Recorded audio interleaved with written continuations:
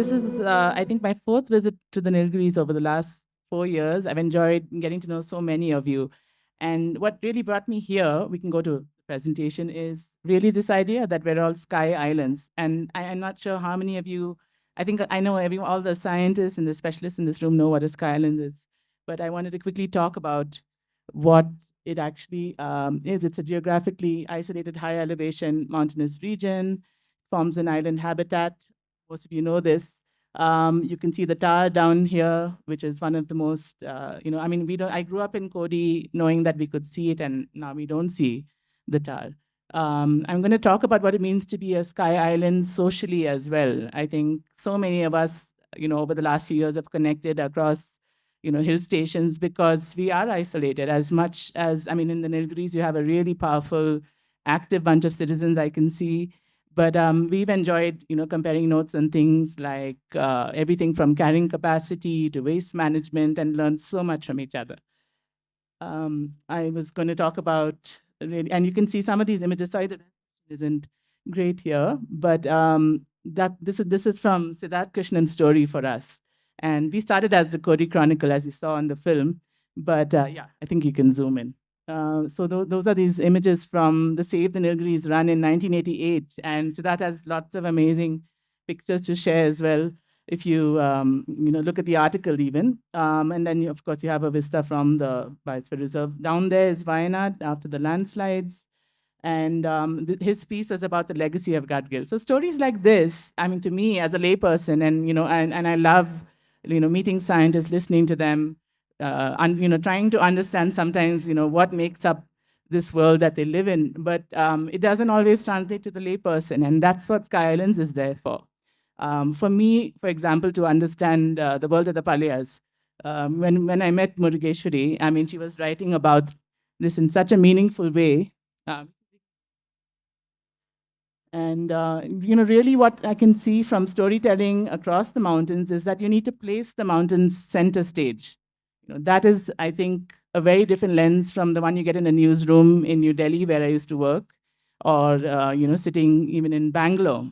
When you're in the mountains, you know what it's like. And luckily for me, there were a bunch of journalists, who started working on this, all burnt out, from mainstream newsrooms, and we realized we could actually do something.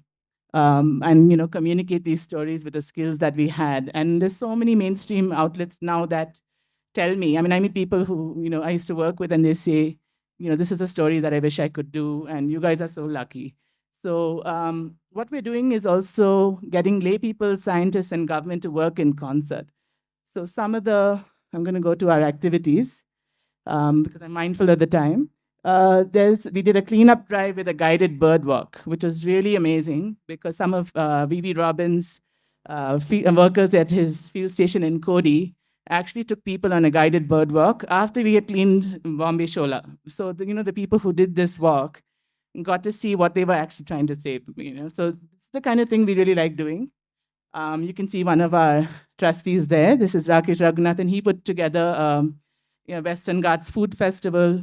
That's another way to celebrate, being from the Western Ghats. And that's something else that we're trying to do, really bring people together, at the first point of contact. And you do that wonderfully here at the Nilgiris Wild, the Earth Festival. So there are other key activities. You can zoom in on the bottom part. We have a couple of things in mind. In the future, you can see we've done, we have a food event planned for this December. We also have a pilot project that I've been discussing with a few of you here. This is something that Farshid Aristani, who some of you know, I know this is all like a close-knit community of specialists. He's a leading Gaur expert who now happens to live in the States. And this is something we're talking about. We wanted to pilot it in Kodaikanal, and we also want to pilot it in the Nilgiris if possible. So this is another example of where we as communicators, as storytellers, can come in and actually, talk, sort of amplify this change and take it out to the lay people. I mean, all of us in this room, I think, are already converted. We have to take that message out to many more people if we really want to make an impact. So this is something that I'd love to talk to you about. If anyone wants to collaborate, we can speak after the event. But this is just an example of how many things we have in common. these are some of our events. We have, we had an outreach event. You can see that we did music, we had presentations, we had Suprabha Seshan, who couldn't be here with us in this edition of Nilgiriscapes, but she did such a wonderful job of, and I think she weaving not just storytelling, but music as well. So these are the kinds of things we like to do because I think, even the scientists who I speak to, they always tell me, I wish more people would read my work or would understand what I'm doing. So really what our objectives are, getting these less represented voices. There's a small sample of them here. You can see a farmer there who's, he's a third generation farmer. He gave us an amazing interview on what it meant to witness climate change. There's a short wing up there, beautiful picture by Prasenjit Yadav, who many of you know. That's Burgeshri's picture of the Paliyar community on the left, and that's G. Bala from the Palni Hills Conservation Council, who many of you know are familiar with their work. He's a travel agent and an environmentalist, and this is the kind of person. I think it's very easy for maybe someone like me or some of the people in this room to get your point of view across in a public, in a mainstream platform or even a regional one. But I think there are voices that we're not hearing even now. So these are things that we want to really focus on going forward. And we've been doing, now you can see some of our impact. We've been awarded, Murugeshwari was awarded a grant by Shared Ecologies in Delhi. And this is Ravi Agarwal, the scientist, who saw our work and he just said, you have to actually start working with indigenous people to really focus on storytelling in a very focused way. Because what happens is, somebody will ask you to write, as she pointed out. And I mean, I think you're not given much time maybe or much resources. We have to actually spend more time on this storytelling. We had an environmental fiction prize, which got to many people who didn't even know what environmental fiction is. And I think that's a really powerful tool and something you could maybe one day incorporate into an event that we did, in the hills, because no one is really telling these stories from them. We won a Palni Hills Agents of Change Award just because we've been, you can keep going. So I'm going, we don't have much time. It's already 5:20, so I'm going to just show you some of our sample stories. We've got already 90,000 site visits. Oh. And 200,000 hits on our site. We had a preview in Chennai at the Amethyst that many of you know, and we just had wonderful speakers. Zai Whitaker there, who some of you are familiar with. She helped us to set up Sky Islands, and Dr. Parnivel Tyagarajan, who cares a lot about the Nilgiris, and also came and spent time with us to really help us figure out how citizens can enable, the systems that we have. It can't always be us holding, the government accountable. So and this is our team. I'm just taking you through this as well.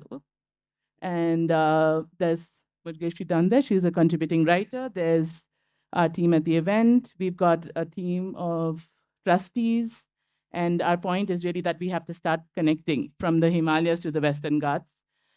Because without these connections, we are not able to really address the issues that are concerning all of us. These are our advisors. There's Bitu Sehgal and Zai, Ian, who's here with us, Robin, Yuvan Aves, the nature writer who you might be familiar with, Jacob Cherian, who has worked with us from the time of Kodai Chronicle, and Ramya from Kunur and Company. So you can see that we're really trying to cross hands across hill stations. And one of the reasons is, the Palnis and the Nilgiris are the most populated parts of the Sky Islands. We have the largest human impact because, the tourism, the overdevelopment. So these are really important connections to make, the fact that we both have these problems and this kind of impact. I wanted to get all of you to pull out your phones quickly before I sign off, just to go to the website. So you can see for yourself. So you can type in skyislands.earth. If you're on social media, you can follow us on there. And come and talk to me afterwards if you have any questions. Thank you.